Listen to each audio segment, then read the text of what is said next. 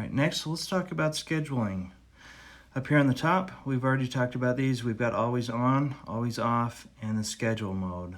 Once you set a schedule, then you would press the schedule mode and away we go.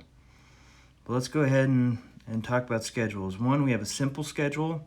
That is what it's on right now. You choose the day of the week. Right now, every day is selected.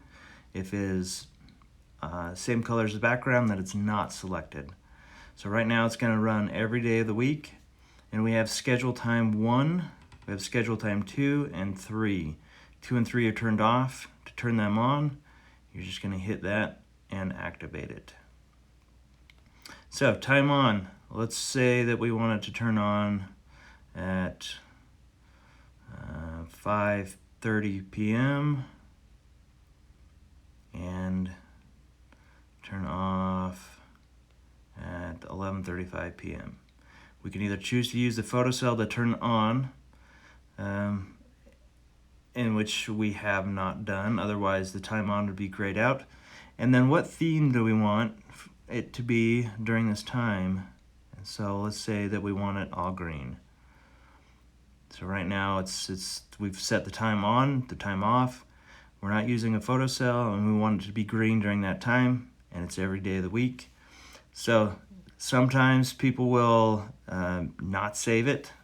Luckily, the new app, when you try and go back, will remind you to save it. So we're going to go ahead and save it now. And we've been set.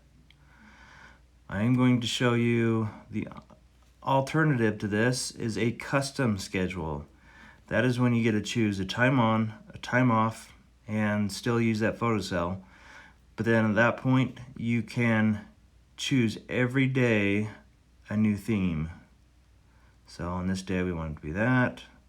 On this day we want it to be this, and so on. And you can choose about 2 to 3 months at a time. And then you would save it and go on from there. But we're just going to exit without saving. And so to activate that, again, we're just going to press the scheduler button. Now it's telling you that here's what's going to happen. It's going to turn on at 5:30 p.m. and it's going to run till 11:35 p.m.